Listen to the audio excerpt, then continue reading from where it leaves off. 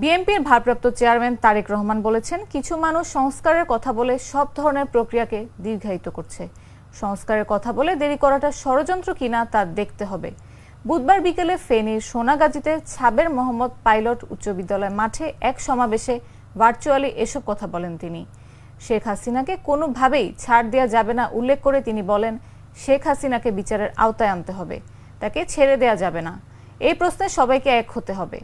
বাংলাদেশের মাটিতে হত্যাকাণ্ডগুলোর বিচার করতেই হবে। জনগণের সরকার প্রতিষ্ঠার জন্য সব রকম সহায়তা করবে। জনগণের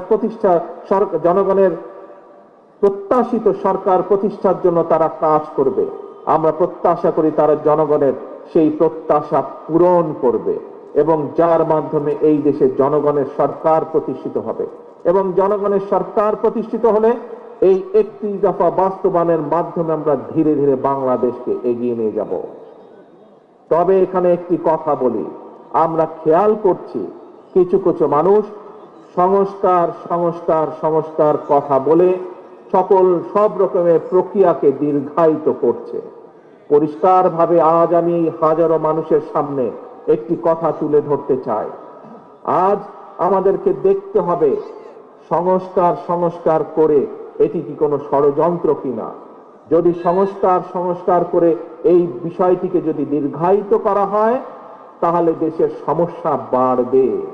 আমাদের যে হারে দ্রব্যমূল্যের ঊর্ধ্বগতি হচ্ছে, যে হারে বেকার সমস্যা হচ্ছে, যে হারে শিক্ষা ব্যবস্থা ভেঙে পড়ছে, যে হারে আইন শৃঙ্খলা ব্যবস্থা ভেঙে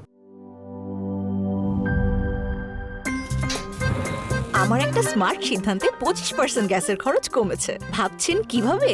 সাধারণ গ্যাস স্টোভ বদলে আমি এনেছি আরএফএল গ্যাস স্টোভ। এর সাইন্টিফিক নজল ও ব্রাস বার্নার ক্যাপ সমানভাবে তাপ ছড়িয়ে রান্না করে দ্রুত।